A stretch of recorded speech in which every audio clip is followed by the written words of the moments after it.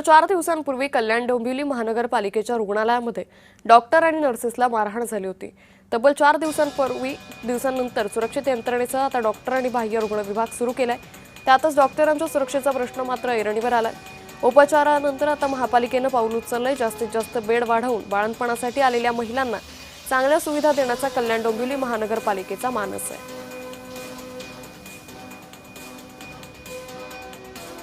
कल्याण डोंबिवलीमध्ये जी घटना शास्त्री रुग्णालयात घडली त्यानंतर त्याचे पडसाद जे आहे ते राज्यभर उमटले। नर्सेसला किंवा ज्या पद्धतीने डॉक्टरांना मारहाण झाली नगरसेवकाकडून त्याचे सर्व स्तरातून निंदा होत आहे, निषेध व्यक्त होत आहे। माझ्यासोबत आता शास्त्री नगरच्या रुग्णालयाच्या अधिष्ठाता आहेत आणि मुख्य वैद्य अधिकारी सुद्धा आहेत। विधानराज शुक्ल मॅडमकडे काय सांगाल मॅडम, कसं पाहता या घटनेकडे आणि ही निंदनीय घटना जी घडली त्यावर कसं? सोमवारी रात्री ही जी घटना घडली त्यामध्ये आमच्या 2 डॉक्टरांना मारहाण झाली होती।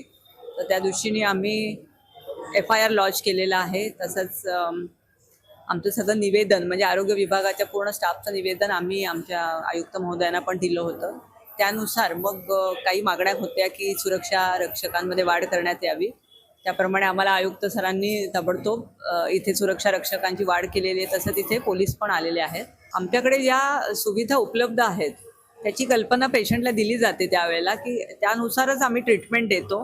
आणि जर पेशंटला त्या दृष्टीने पुढची जर काही ICUची सुविधा किंवा अजून काही आमच्याकडे जे उपलब्ध नाही ते जर पाहिजे असेल तर मग आपल्याकडनं ते पेशंट हा पुढे संदर्भित केला जातो। व्हिडिओ जर्नलिस्ट जानवी मौर्यसह मी किशोर पगारे, जय महाराष्ट्र न्यूज डोंबिवली।